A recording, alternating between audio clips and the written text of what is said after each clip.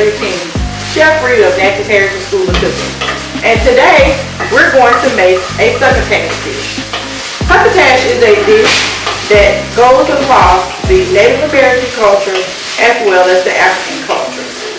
As you know, okra is something that is used in a lot of Southern Cajun dishes, as well as gumbo, which is something else that is credited to the Native Americans. When we came to this country as people of the diaspora, we had to learn how to adapt and learn the culture here in this continent. When we had to come here to learn those things, we had to find things that were similar. And the people that were most similar to the Africans were the Native Americans. So today we're going to put together this succotash dish. And we're going to do it the way that we do it here in the South. And we're going to add in some Cajun sauces. Most sauces, we've dried out okra. We're adding in our tomatoes. And for the succotash dish, it also calls for sweet corn and lima beans. We like to use the sweet corn. Corn is something that we're going to do that dish a little bit later, the shrimp and grits. Corn was used in a lot of Native American dishes because it was a crop of the Native Americans. You would have things that you would use, such as made a lot of the cornbread. Cornbread is also something that we use a lot in the South, and it is something that also transcends across various cultures. Cornbread was used a lot as a staple dish.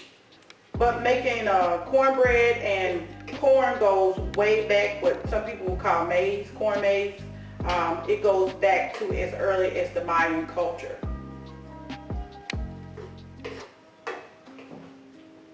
Just sauteing this together. Now, what we also have is smoked sausage. I use a little bit of a smoked sausage in the smoking andouille Cajun sausage here. We just saute that a little, and we'll add that in. Now this time I have a dried season here that I mix, and it is garlic powder, onion powder, peppers, and different things. And you can play with this and do it your own way. But a lot of these seasons would be what you would use your celery that you would have. Okay, do a little emerald here, bam. If you like spice, you can add in a little cayenne pepper. You know, in the South, we like things a little spicy. So you can add that in as well. And today we're gonna have this over hot water cornbread. And as you can see, it has a lot of the major staples here. It has corns, beans, okra, and like I said earlier, this is something that made up a lot of the Native American diet as well as the African heritage diet. Now this is more of a side dish. Through the ages it changed and became more of a side dish opposed to a main entree. We just need to saute the sausage just a little bit because it's going to cook a little bit more here in the pot. And now cast iron skillets. One of the favorite things to use to cook with because it cooks everything really well and it cooks all the way through. So we're going to add this into this pot.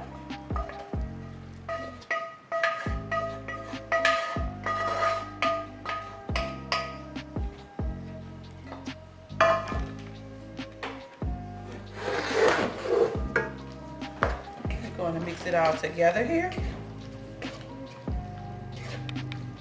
Let that cook down just a little bit more, and we'll come right back to show you how we plate this, and you can have a seat at our table to see how we are putting it all together.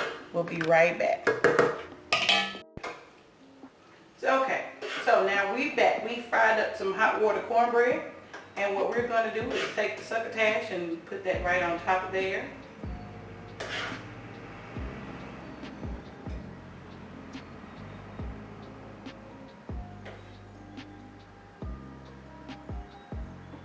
There we go, please. It smells really good. And the sausage really gives the vegetables a really nice flavor. in the tomatoes.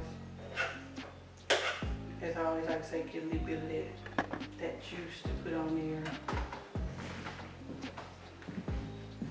And so that is the succotash dish with the Cajun sausage and the hot water cornbread.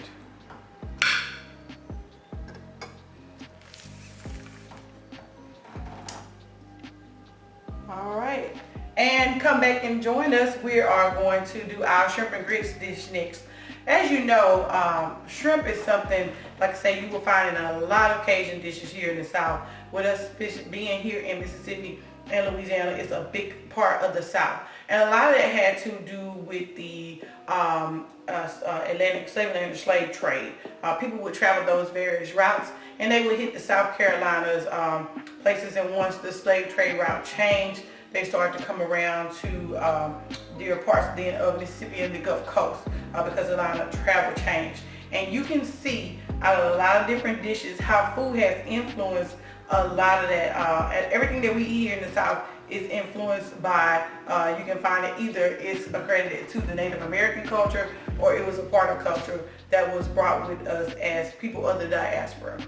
So join me in just a few minutes. We're going to get set up and we're going to do shrimp and grits. And we're going to have our shrimp and grits, and we're going to have a red tomato base, what we like to call a southern roux. Thank you.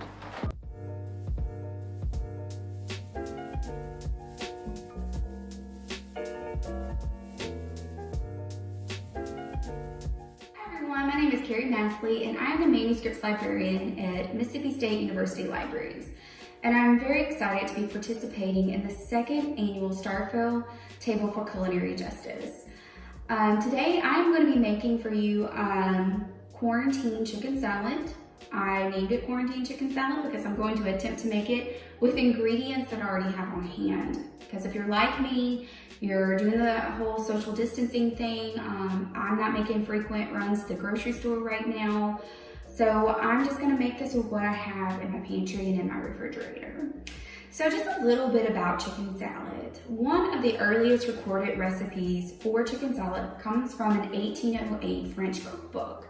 Now, originally chicken salad would have been reserved mostly for the wealthier classes because it was a mayonnaise-based dish.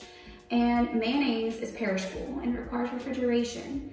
And refrigerated storage just wasn't commonplace in the 19th century. So only the wealthier class would have had access to this type of food. Now, we fast forward just a little bit to the 1860s in Rhode Island. This is the first piece of evidence that we're given of chicken salad making its way to the American working class. When Liam Gray, who owned a meat storage facility, he took some leftover shredded chicken that he had, he mixed it with mayonnaise, tarragon, and grapes, and he served it on bread. He served it to the working class individuals in his community.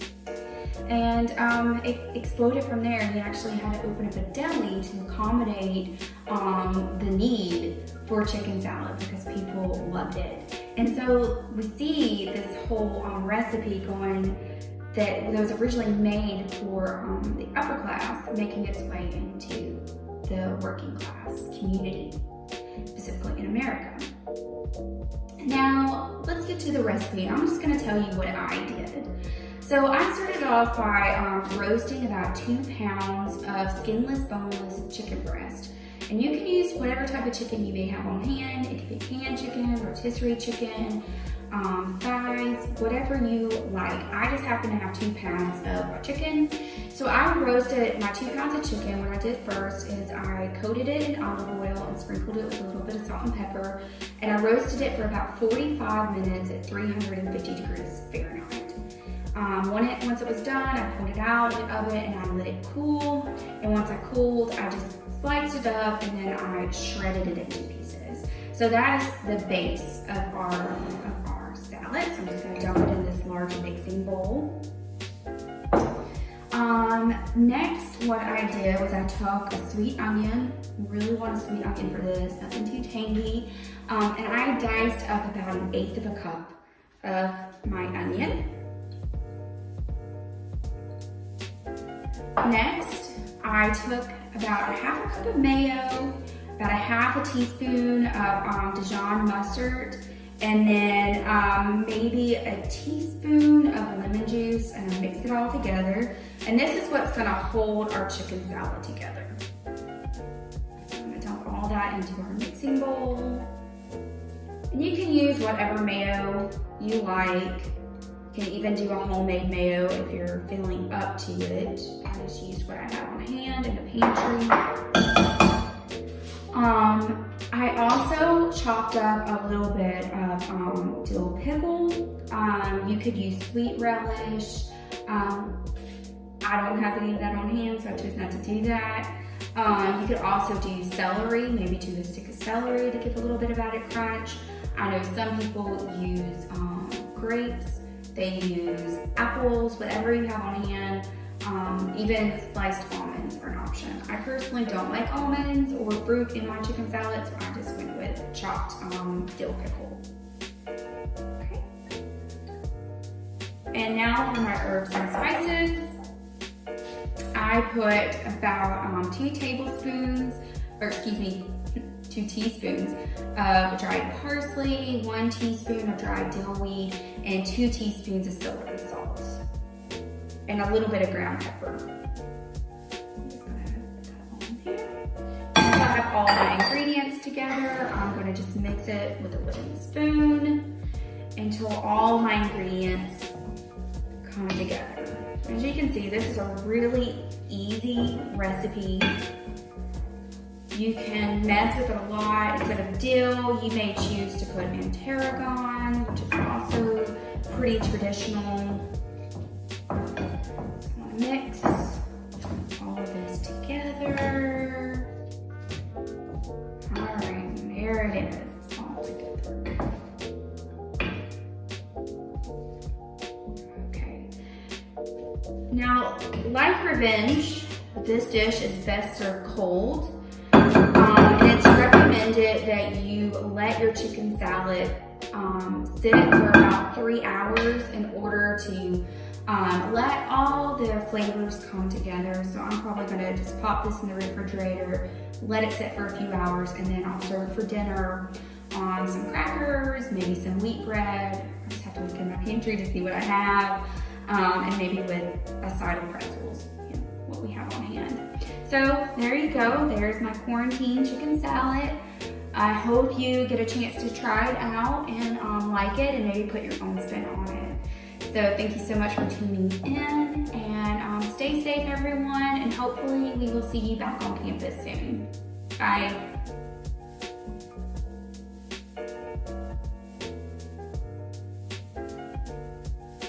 And so we're back now making our sauce for our shrimp and grits. This is a dish that dates pretty much, you can find it, early history is dating back to Jamestown. James Barlow wrote in one of his books, in one of his passages, about a creamy white kind of dish, like a hominy dish. We're making a creamy roux or butter-based roux there. Just getting it, we're gonna get the paste going here on it. Gonna make our red gray roux to that. And we're gonna have you look here at our grits. We kind of already read our grits a little bit here. Made them real creamy. We've already added in our bell peppers and onions into our grits. And so now we're going to get our sauce together. This is a dish that is credited to the Muskie Creek Indians. You can find that they would have credit for this dish. How we can see how things traveled again was through the slave trade. A lot of times via market, people would pick up things and take them along with it. This is why you see shrimp and grits and different dishes in the South, particularly in Louisiana. This is a favorite there in Mississippi. Also, we're just making the paste here for it. South Carolina is now deemed as the grit capital, and we are the grit belt down here in Georgia, Mississippi, Louisiana, in those areas. So we're gonna stir it in until it's that nice and smooth it all out, finish stirring it smooth out. I use the little chicken broth. Here you can use water as well. I just like the broth. It gives it a really nice flavor. I already sauteed my shrimp again. Shrimp was something in abundance because it was easy to go to the shorelines. And like I said, this technique that was talked about as early, have evidence of finding it as early as Jamestown. As you know, that was the initial place a lot of people of the diaspora were brought in. Again, we lived with the Native American culture.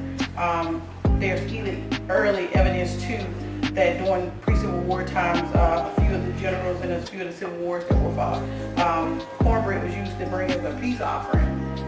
So you can see how corn is very ingrained into the food culture here, and it's pretty much a part of our identity as a African American people and people of Native American culture.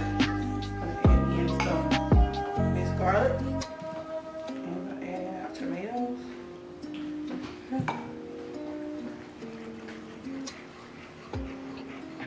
And the creamy corn dish is most definitely credited to the Native Americans, and I just think that also too, having foods of the South, you can see a lot of different things, a lot of things that we still have today, such as red beans and rice, that they still call Red Bean Monday, and that was due to tradition and culture of people resting, and the Native Americans had a lot of that same culture of they would Sunday would be your day to rest for a lot of your slave owners, so people had to make that work back up. So particularly in the African American culture, you would have people to have the Red Bean Monday, and a lot of restaurants still today on Monday, if you're in New Orleans or in Mississippi, you can find it. They'll have something like a staple like red beans or something on that day. We're gonna let this simmer down some more.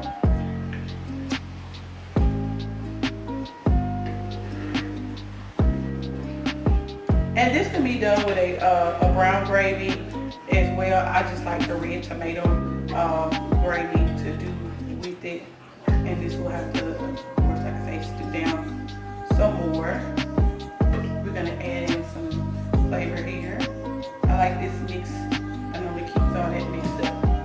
I also like to add in a little of the gumbo filet. Just give it some flavor.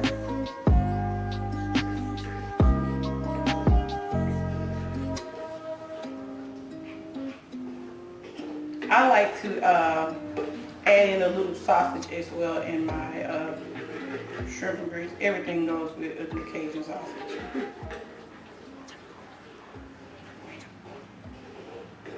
I'd say this will cook on down a little bit more, and I'll come right back. We'll show you how we get this plated and how we'll serve it up, and just tell you a little bit more about the dish. And we will come right back to tell you about a few more of the cultures that we share as Native Americans and the African culture, and talk more about the food disparities that we all have to suffer. So we'll be right back. Okay, this is one of my favorite ways to have shrimp and grits, and it just goes there. Like I said, we kind of did a red tomato base roux with that, and a lot of times, like I say, you will have your creamy grits or whatever with it. But you will also find too that we had so many other similar things, being again our food heritage.